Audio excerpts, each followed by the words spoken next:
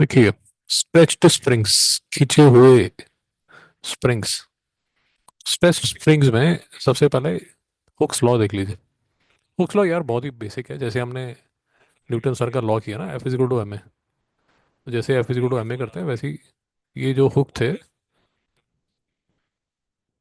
ये Newton sir के time के ही थे। And as far as I understand, ये एक दूसरे को बिल्कुल पसंद नहीं करते थे, मिस्टर न्यूटन और मिस्टर हुक। लड़ाई झगड़ा चलता रहता था इनका। तो इसमें यार बहुत ही सिंपल लॉ कि अगर आपने ये स्प्रिंग लिया, उस स्प्रिंग को एक्सटेंड किया, और इसकी जो चेंज इन लेंथ है वो ये डेल्टा एक्स है। समझ गए आप? मैडम समझ आया? रिपीट करता हूँ। आपने ये स्प्रिंग लिया, तो ये नॉर्मल स्प्रिंग ऐसे आपने छत पे टांग के रखा हुआ है। लेट अस अज्यूम इसमें आपने वेट बांध दिया। जब आपने वेट बांधा तो ये स्ट्रेच हो गया। कितना स्ट्रेच हो गया? डेल्टा एक्स स्ट्रेच हो गया। Delta x. यूजुअली फिजिक्स में एक्स जो होती है ना, वो डिस्प्लेसमेंट होती है। डेल्टा एक्स का मतलब ये हुआ चेंज, या एक्सटेंशन बोल दीजिए, या चेंज इन लेंथ बोल दीजिए। नहीं समझ नहीं आया? सो डेल्टा एक्स का मतलब ये हुआ change in length of spring. समझ आ गया? तो ये change in length of spring जो है, that is proportional to the force. Force मतलब इस केस में the weight with which load जो है वो स्प्रिंग को खींच रहा। ये बात समझ आ गई है आपको? तो छोटा सा formula, F is proportional to delta X. Proportionality हटाने के लिए मैडम इसको लिख देते हैं F is equal to K X. यहाँ तक कोई डाउट है?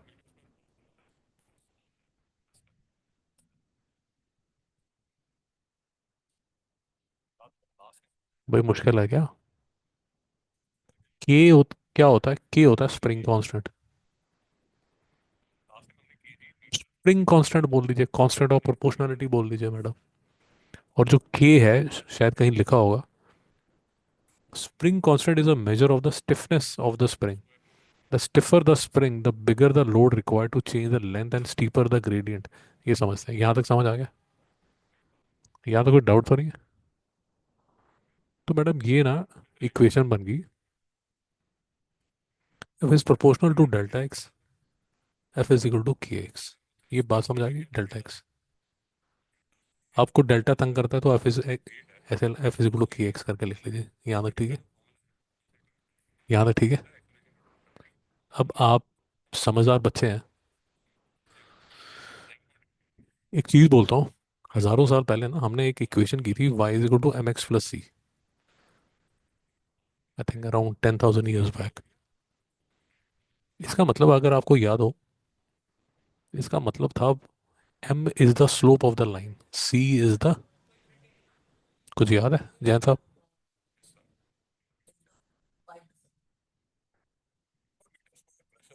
बिजानी को डाउट है? जानी तेरा को डाउट है? m क्या था Bijani? Very nice. Slope of line बोल देते हैं, और आईवी वाले इसको ग्रेडियंट बोल देते हैं। याद है? ठीक है? बिजानी ये जो है ना, ये इसको c बोलते हैं, जो y इंटरसेप्ट है। भाई यहाँ तक मेरे साथ हो ना? यार कोई डाउट है तो प्लीज रोक लो, क्योंकि इसी पे मैं आगे चलूंगा आगे। कोई डाउट है? अब अगर मैं लिखूं y is equal to M X, तो मैं ये कह रहा हूँ कि मेरा जो c है वो जीरो के इक्वल है, कि मेरा y इंटरसेप्ट है ही नहीं। तो वो जो लाइन है वो ऐसी होगी, ऐसे होगी। मतलब उसका जो y इंटरसेप्ट है वो जीरो है। ये बात समझ आ गई? मैडम डाउट है? अब ये y is equal to M X को y F is equal to K X के साथ कंपेयर कीजिए, तो आपको समझ आएगा कि जो आपका y था वो बेसिकली फोर्स है। जो ये एक्स है वो ये x extension of the spring है। और जो स्प्रिंग कांस्टेंट के है वो basically slope of this line है, जिसको आप ग्रेडियंट बोल रहे हैं। जानी तेरा कोई डाउट है? तो यहाँ लिखा हुआ है steeper the gradient when load is plotted against extension. तो ये जो हिसाब किताब है मैडम वो ऐसा नजर आता है, ये देखिए। एक साइड पे आप लोड लगा देते हैं, एक साइड पे एक्सटेंशन लगाते हैं। यूजुअली अच्छे स्कूल्स में ये स्कूल में कराया भी जाता है, प्लॉट भी कराया जाता है। शायद आपको करवा दें या नाइन्थ में करवा देंगे। प्रैक्टिकल्स करवाते हैं आपके स्कूल में? तो शायद ये करवाएंगे। तो मैडम सिंपल सा एक्सपेरिमेंट होता है इसमें। स्प्रिंग है, उसमें नीचे आप लोड लगाते रहें, उसको बढ़ाते रहें, तो वो जो एक्सटेंशन है वो बढ़ती रहती है। तो इसमें बोल रहे हैं कि यार क्योंकि F is to K X है, इसको आप कंपेयर कीजिए Y is to M X के साथ। तो जितना ज़्यादा एम है उतना ज़्यादा के है, मतलब ग्रेडियंट जो है वो उतना ज़्यादा है। अगर ग्रेडियंट ज़्यादा है तो आपका जो स्प्रिंग है वो उतना स्टिफ है। स्टिफनेस का मतलब समझते हैं मैडम? कोई दो कॉमन स्प्रिंग्स आप बता सकते हैं? कभी आपने स्प्रिंग देखे हैं कैसे होता है? बताइए, कोई एग्जांपल बताइए। पेन में अंदर स्प्रिंग होता है। Very nice. वो रद्दी लेने आता है तो वो एक लेके आता है, दैट इज स्टिफर, बिल्कुल ठीक है। किसी और तरह का स्प्रिंग पता है आपको? जानी, कोई और स्प्रिंग पता है? द प्रैक्टिकल वन, कोई और पता है? कोई और पता है? जैन साहब, कभी बाइक्स में आपने देखे होंगे जो शॉकर्स होते हैं, कार्स में शॉकर्स होते हैं। बाइक का शॉकर तो विजिबल ही होता है। अगर आपने कभी बाइक में देखा हो तो वो शॉकर जो है वो बेसिकली स्प्रिंग्स ही हैं। I am sorry, trampoline. कोई डाउट है भाई? यहाँ तो कोई डाउट है? ओके। तो यार ये जो टॉपिक है इसमें एक तो ये ऐसे क्वेश्चंस आएंगे, ये 8-10 क्वेश्चन मैंने किए, दो तीन हम क्लास में करेंगे और बाकी होमवर्क आपको करने पड़ेंगे। तो पहले तो आपको ये करना पड़ेगा। दूसरा, ये हुक्स लॉ की एक्सप्लेनेशन आ जाती है, ठीक है। तीसरा, अ, अगर आप देखें तो कुछ ऐसा क्वेश्चन बन सकता है जिसमें आपको ग्राफ दे दिया जाए और ग्राफ से आपको बोला जाए कि भैया के निकाल दो। ऐसा कुछ क्वेश्चन अब बन सकता है, यहाँ तक मेरे साथ है। या एक क्वेश्चन बन सकता है आपका यूनिट्स पे। यूनिट्स पे क्वेश्चन कैसे बन सकता है कि ये तो है न्यूटन में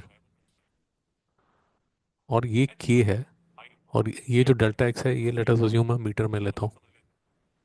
तो के जो स्प्रिंग कांस्टेंट है उसके यूनिट्स क्या होंगे? न्यूटन पर मीटर। यहाँ तक कोई डाउट है? पक्का? और फाइनली यार ये छोटा सा टॉपिक है, इसमें ज़्यादा कोई वो नहीं है। फाइनली ये ग्राफ है जो इम्पोर्टेंट है। इंटरेस्टिंग ग्राफ है। ये तो थोड़े बोरिंग से लिखा हुआ है, मैं एक इंटरेस्टिंग सी आपको एग्जांपल दे देता हूँ। मिस्टर जैन और मिस्टर जैन की गर्लफ्रेंड। मिस्टर जैन यहाँ तक गुस्सा करते हैं, यहाँ तक लड़ाई झगड़ा करते हैं, यहाँ तक लड़ाई झगड़ा करते हैं, तो जो रिलेशन है वो वापस आ जाता है। जैन साहब समझ आ रहा है? गर्लफ्रेंड होगी, वाइफ होगी, जो भी होगा, तो जो झगड़ा आप करें तो लिमिट ऑफ प्रोपोर्शनलिटी तक लड़की के साथ झगड़ा कीजिए। उसके बाद अगर आपने झगड़ा किया मिस्टर जैन तो क्या होगा? भाई वापस नहीं आएगा, फिर वो जो रिलेशन है ना उसमें खटास आ जाएगी। हो सकता है तार भी टूट जाए। तो झगड़ा उतना ही कीजिए जिससे कि वो जो मतलब लिमिट ऑफ प्रोपोर्शनलिटी तक कीजिए। नहीं तो वो रिलेशन वापस उस पॉइंट पे नहीं आएगा। भाई जानी समझ आ रहा है? तो गर्लफ्रेंड के साथ झगड़ा एक लिमिट तक करो, उससे ज़्यादा करोगे तो वो रिलेशन वापस, गर्लफ्रेंड वापस तो आ जाएगी बट फिर उसको याद रह जाएगा कि ये जानी लड़का ठीक नहीं है। और ज़्यादा ही अगर आपने उंगली की तो रिलेशन टूट जाएगा। यहाँ तक समझ आ गया? वो सब इसमें इसका। हाँ, थोड़े और तीन चार पॉइंट्स भी की कराए जाते हैं, वो इसमें नहीं है। यहाँ तो बिल्कुल सिंपल है कि जो लोड है प्रोपोर्शनल टू एक्सटेंशन है, और एक लिमिट ऑफ प्रोपोर्शनलिटी है। लिमिट ऑफ प्रोपोर्शनलिटी क्रॉस करने के बाद परमानेंट एक्सटेंशन आ जाती है। तो load extension for a spring beyond limit of proportionality graph is no longer straight line. Spring is permanently deformed. This graph shows that what happens when the load is removed, the extension does not return to zero, showing that the spring is no longer at the state of experiment. वो लड़ाई झगड़ा कर लिया, limit of proportionality cross कर ली, लड़ाई झगड़ा बंद हो गया, बट वाइफ को, गर्लफ्रेंड को याद रह जाएगा ये दुष्ट है, ये बात नहीं मानता। यहाँ तक बात समझ आ गई? तो इसमें अगर आप देखेंगे यहाँ से लेके यहाँ तक इंग्लिश बहुत ज़्यादा लिखी हुई है। वो इंग्लिश को देख के डरना नहीं है। जो काम की बात है वो आपको करा दी गई है। तो एक काम कीजिए, ये क्वेश्चन 3 और क्वेश्चन 4 अभी मेरे साथ के अभी करके।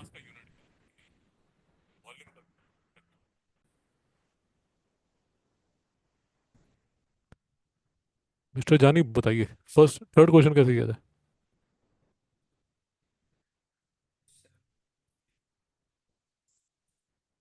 The extension is 5 centimeters. So, using the formula, first you need to calculate K. So, if we rearrange it, F upon X is equal to K. So, 7.5 upon 5, and that into 12 because uh, 12 centimeters का load we're trying to calculate. So, 7.5 upon 5 into 12 is 18 Newton.